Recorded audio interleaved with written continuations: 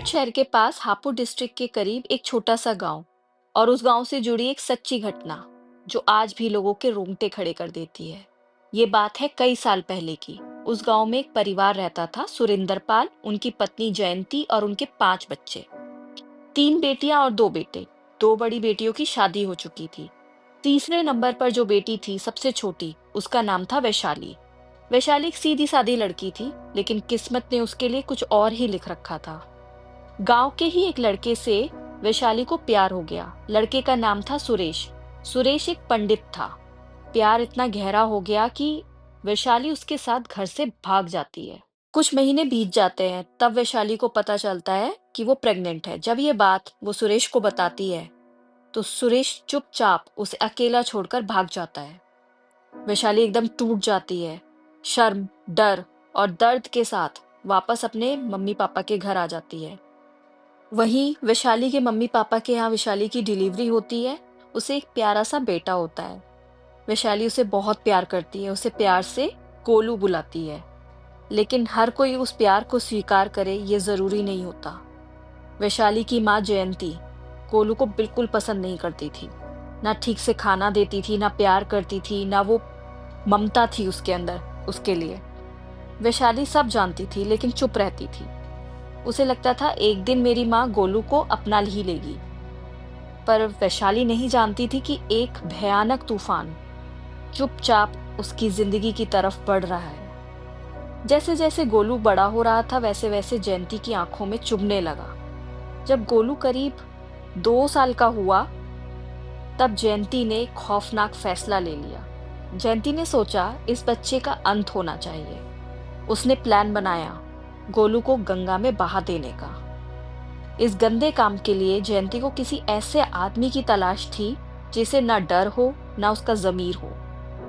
गांव के ही एक आवारा लड़के पर उसकी नजर पड़ती है, जो कोई काम वाम नहीं करता था, पूरे दिन शराब पीता था, नशे में धुत रहता था। उसका नाम था गगन। जयंती गगन से कहती है, मुझे तुमसे एक जरूरी काम करवाना है, मैं बदले में पैसे दूंगी। गगन पूछता है क्या काम है।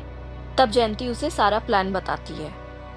पैसे के लालच में गगन हाँ बोल देता है। कुछ दिन बाद प्लान बनता है। जयंती वैशाली से कहती है, मैं गोलू को लेकर गंगा नहाने जा रही हूँ। वैशाली के मन में खुशी होती है। उसे लगता है शायद माँ का दिल पिघल गया है। उसे लगा माँ ने गोलू को अपना लिया है। वो बहुत खुश थी। लेकिन वो ये नहीं जानती थी कि हर माँ एक जैसी नहीं होती है। उसे नहीं पता था कि वो अपने बेटे को आखिरी बार देख रही है। गंगा के किनारे पहुंचकर जयंती गगन से कहती है कि वो ब्रिज देख रहे हो ना, वहीं पर चलना है, काम वहीं होगा। वो दोनों ब्रिज पर पहुंचते हैं। तब जयंती कहती है कि अब इसे गोद में लो और ऊपर से फेंक दो। गगन जब गोलू को हाथ में उठाता है, उसे गोद में लेता है, तो उसके हाथ कांप जाते हैं। वो उसे देखता है, कितनी मासूमियत है, सिर्फ 2 साल का बच्चा है। गगन का दिल कमजोर पड़ जाता है। वो मना कर देता है, मैं ये नहीं कर सकता। जयंती उस पर बहुत गुस्सा करती है, गिड़गिड़ाती है, लेकिन गगन साफ मना कर देता है। तब जयंती कहती है, अच्छा तो ठीक है, मैं ही इस मनूस को फेंक देती हूँ। और अगले ही सेकंड जयंती अपने ही नाती गोलू को ब्रिज से नीचे गंगा में फेंक देती है। गगन कांप रहा था। उसकी आंखों के सामने गोलू का चेहरा घूम रहा था। जयंती बिल्कुल शांत थी, जैसे उसने कोई बोझ उतार दिया हो। वो गगन से कहती है, अब चलो, किसी को कुछ पता नहीं चलना चाहिए। जयंती जब घर वापस आती है, तो वो शेफाली के सामने दुखी होने का नाटक करती है। वो शेफाली से बोलती है, गोलू गोलू गंगा में गिर गया था, मैं उसे बचा नहीं पाई। ये सुनते ही शेफाली जमीन पर गिर जाती है। उसकी चीखें, उसका रोना पूरे घर को हिला के रख देता है। उस दिन शेफाली की पूरी दुनिया खत्म हो गई थी। लेकिन माँ होने का दर्द सिर्फ आंसुओं तक सीमित नहीं था। शेफाली के मन में एक बात बार बार चुभने लगी, गोलू, वो खुद से कैसे गंगा में गिर सकता है? वो तो मुझे पकड़ के चलता था। और फिर उसका दिमाग सीधा एक ही जगह जाकर अटक जाता है, उसकी माँ जयंती, जिसने कभी गोलू को गले नहीं लगाया, जिसने गोलू गोलू की हंसी चुपती थी जिसे। शेफाली समझ चुकी थी कुछ तो बहुत गलत हुआ है। कुछ महीने बीत गए। सच खुद चलकर सामने आ गया। गगन ने ये बात पूरे गांव को बता दी। धीरे धीरे ये बात आग की तरह पूरे गांव में फैल गई। उसने सब बताया पूरे गांव को, पूरा सच, कैसे जयंती ने प्लान बनाया, कैसे गोलू को ब्रिज से नीचे फेंक दिया। और धीरे धीरे ये बात शेफाली तक भी पहुंच गई। बस वो चुप थी, क्योंकि अब वो कुछ नहीं कर सकती थी। जो गलत होना था वो हो चुका था। बस एक सवाल रह गया था कि गोलू की क्या गलती थी।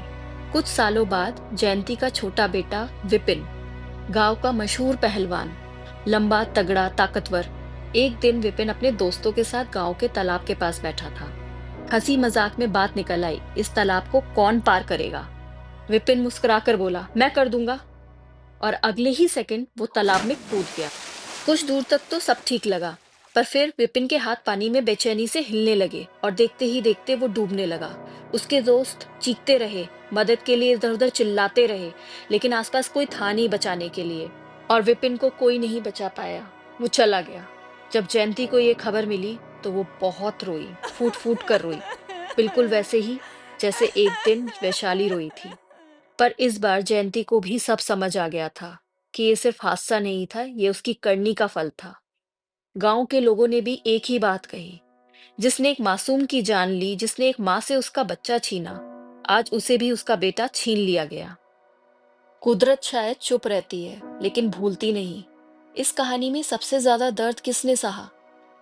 वैशाली ने, जिसने अपना बेटा खोया, या जयंती ने, जिसे अपनी ही करनी का बोझ उठाना पड़ा?